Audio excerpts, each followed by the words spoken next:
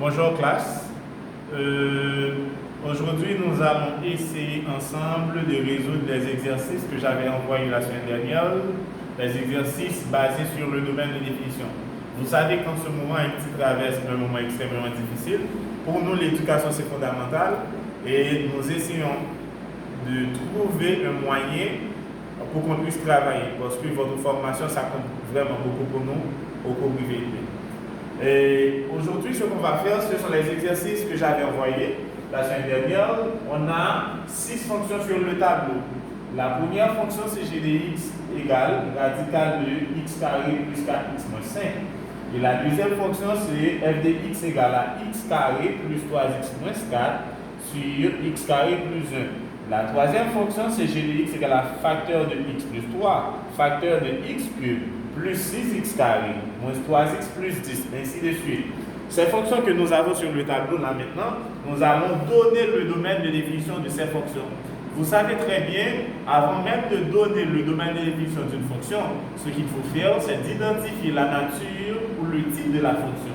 La première fonction qu'on a, il s'agit d'une fonction irrationnelle.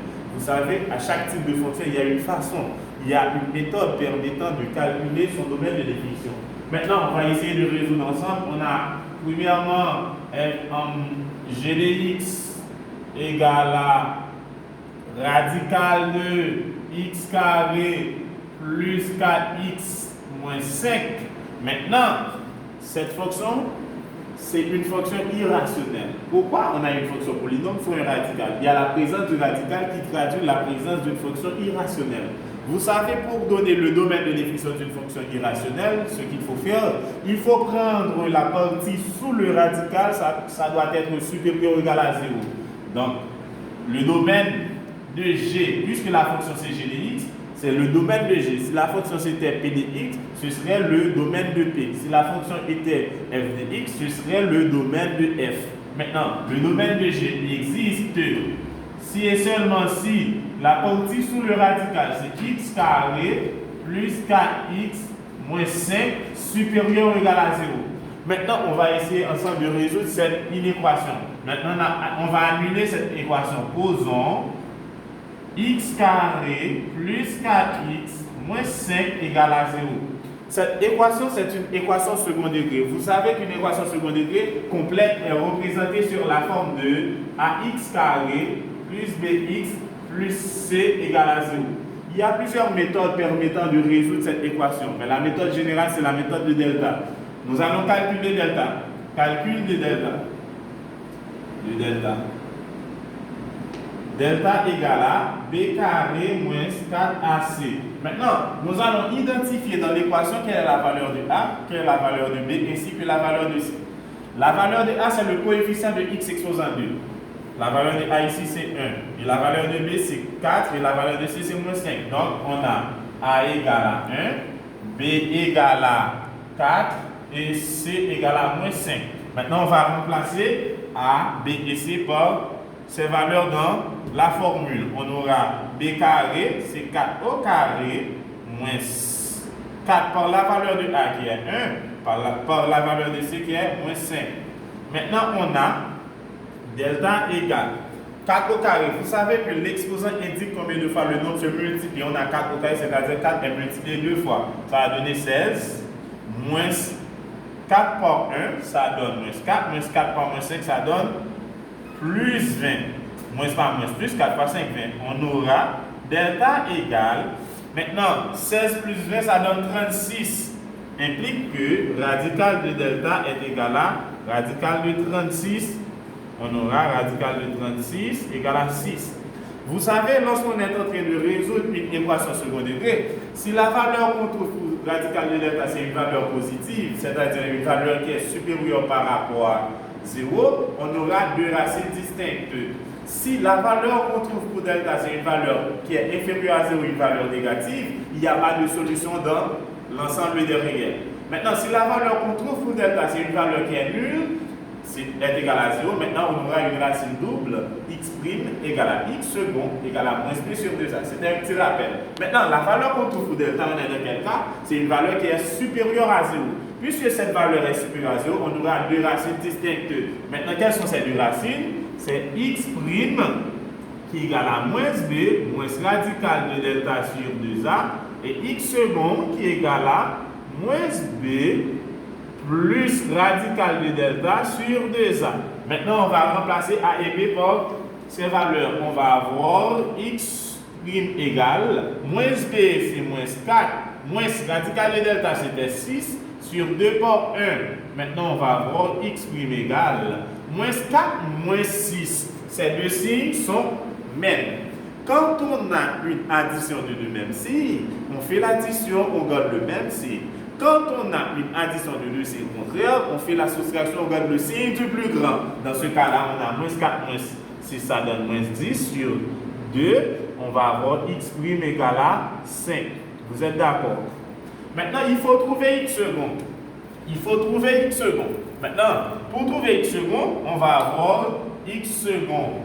X second égale, c'était moins b qui est moins 4. Or, la valeur de b c'était 4, n'est-ce pas? Plus radical de delta c'était 6 sur 2 par 1. Maintenant, on aura x second égale. On a moins 4 plus 6. On fait un petit rappel. Vous savez, quand on a une addition de signes contraires, moins 4 et plus 6, on doit faire la soustraction, puis on donne le signe du plus grand. Maintenant, on va faire 6 moins 4, ça donne 2. Sur 2, 2 fois 1, 2. Maintenant, 2 divisé par 2, ça donne 1. X second égale à 1. Maintenant, on a trouvé la valeur de x prime et on a trouvé la valeur de x second. Ce qu'il faut faire, il faut faire le tableau pour étudier le signe de cette fonction pour voir dans quel intervalle la fonction est positive. Dans l'intervalle, maintenant, il faut faire le tableau du domaine. Tableau du domaine.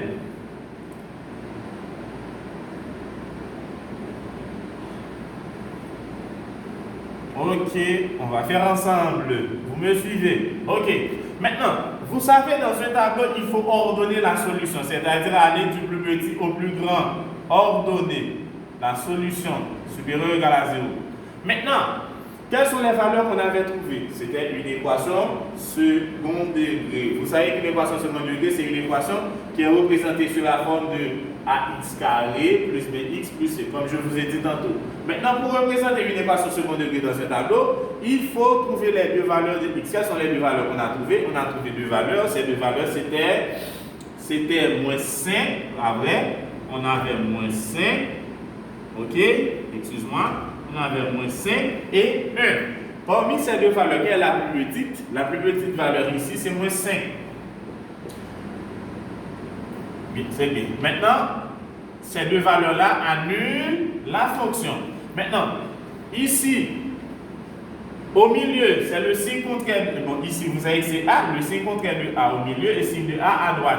Vous savez, ça, c'est une équation seconde degré. Good.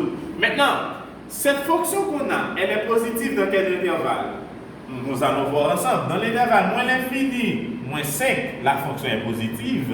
Dans l'intervalle moins 5, 1, la fonction est négative. Et dans l'intervalle 1 à l'infini, la fonction est positive. N'oubliez pas, la condition c'était, pour que le domaine de G existe, il faut que cette fonction soit supérieure ou égale à 0. Dans quel intervalle elle est supérieure à 0? On a domaine de G égale, ok, c'est moins l'infini à moins 5 fermé, c'est-à-dire toutes les valeurs qui se trouvent dans l'intervalle moins l'infini à moins 5 peuvent vérifier cette égalité, cette supériorité ou pas. Est-ce que vous voyez bien? Toutes les valeurs qui se trouvent dans cet intervalle peuvent vérifier cette condition. Maintenant, union, dans quel intervalle encore qu'elle est positive, c'est 1 à plus l'infini. Donc, tel est le domaine de définition de la fonction. Quand on prend une valeur qui se trouve dans cet intervalle, ça va vérifier la condition de départ. Quand on prend une valeur qui se trouve dans cet intervalle, ça encore va vérifier la condition de départ. C'est ça le domaine de définition de la fonction. C'est toutes les valeurs qui peuvent donner une image par rapport à cette fonction. Merci.